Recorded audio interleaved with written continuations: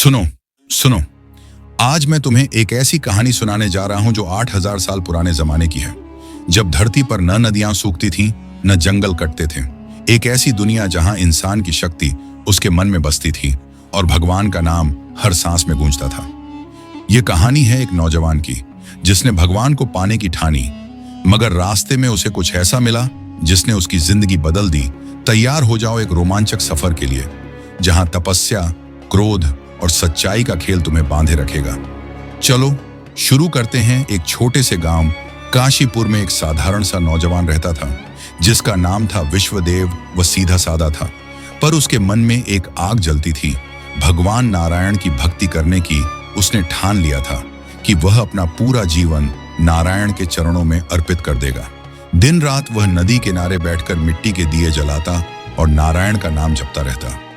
एक दिन उसे जंगल में एक बूढ़ा सन्यासी मिला, जिसके चेहरे पर तेज चमक रहा था। विश्वदेव ने हाथ जोड़कर कहा, बाबा, मैं नारायण को अपना सब कुछ मानता हूं, उनकी पूजा करता हूं, पर उनके दर्शन कैसे पाऊं?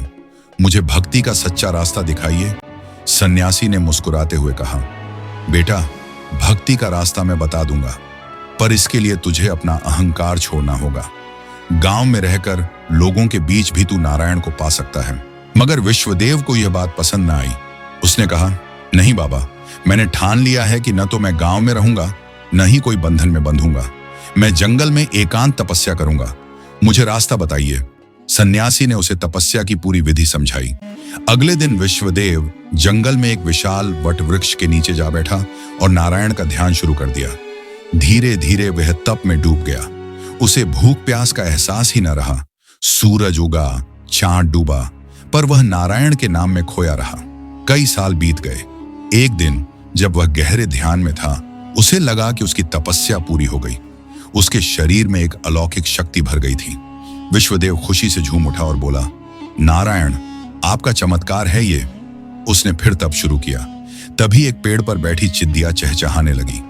उसकी मीठी आवाज से विश्वदेव का ध्यान भंग हो गया। वह गुस्से से भर उठा, आंखें खोलकर बोला, अरे मूर्ख चिद्दिया, क्या तुझे नहीं दिखता कि मैं तप कर रहा हूं? तूने मेरा ध्यान भंग किया, अब सजा भुगतेगी। चिद्दिया डर से कांपने लगी और छी छी करके माफी मांगने लगी।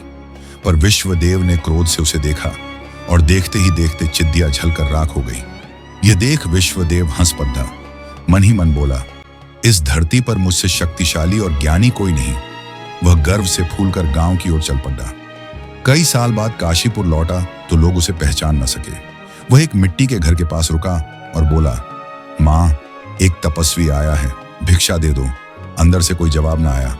थोड़ी देर बाद उसने फिर कहा, मां, भिक्षा दे दो।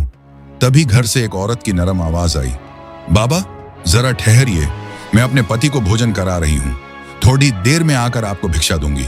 यह सुनकर विश्वदेव का गुस्सा भद्दक उठा। वह चिल्लाया, मूर्ख औरत, क्या तुझे नहीं पता कि मैं कितना बड़ा तपस्वी हूं? मेरा अपमान करने की हिम्मत तुझमें कैसे आई? घर से फिर आवाज आई, महाराज, क्षमा करें, पर अपने पति को भोजन कराए बिना मैं बाहर नहीं आ सकती। विश्वदेव और भड़क गया। तू इसका अंजाम जानती है? तभी औरत ने शांत स्वर में कहा, महाराज, मैं कोई पेड़ की चिद्दिया नहीं हूं जो आपके क्रोध से भस्म हो जाऊं। विश्वदेव चौंक पड़ा। तुझे ये सब कैसे पता? उसने पूछा। औरत बोली, महाराज, यहां से थोड़ी दूर एक मांस बेचने वाले की दुकान है, वहां जाइए, आपके सवालों के जवाब मिल जाएंगे। विश्वदेव उस दुकान की ओर चल पड़ा। वहां एक हट्टा कट्टा कसाई मांस काट रहा था। उसे देखते ही कसाई बाहर आया और बोला, महाराज, आपको उस औरत ने भेजा है ना, जो अपने पति को भोजन करा रही थी? विश्वदेव हैरान होकर बोला, तुझे कैसे पता? वहां तो कोई नहीं था। कसाई ने कहा, मेरे साथ घर चलिए, सब समझ आ जाएगा। विश्वदेव कसाई के पीछे उसके घर पहुंचा। वहां कसाई ने अपने बूढ़े माता पिता के पैर छुए, दिन भर की कमाई उनके चरणों में रख दी और अपने हाथों से उन्हें खाना खिलाया। फिर उनके पैर दबाए जब तक वे सो न गए। इसके बाद कसाई विश्वदेव के पास आकर बैठ गया। विश्वदेव का सारा घमंड टूट चुका था। उसने कसाई के पैर पकड़ लिए और बोला, मैंने सालों तपस्या की, शक्तियां पाई, पर तुम्हें देख मेरा अभिमान चूर चूर हो गया। इसका रहस्य बताओ। कसाई बोला, महाराज, जिस औरत ने आपको ठहरने को कहा वह अपने पति की सेवा में लगी थी। उसकी भक्ति ऐसी है कि गृहस्थ रहते हुए भी उसे तप का फल मिला। और मैं दिन भर मांस बेचता हूं, पर घर आकर सब कुछ माता पिता को समर्पित कर देता हूं। उनकी सेवा से मुझे भी तप का फल मिला। यह सुन विश्वदेव की आंखों से आंसू बहने लगे। उसने कहा, मैंने नारायण को पाने के लिए तप किया, पर एक पल के अहंकार ने सब नष्ट कर दिया। कसाई बोला, अब आपका मन शुद्ध हो गया है। गांव लौटकर लोगों की सेवा करो, यही सच्ची तपस्या है। भागने से भगवान नहीं मिलते। विश्वदेव काशीपुर लौट आया और गांव वालों की मदद करने लगा।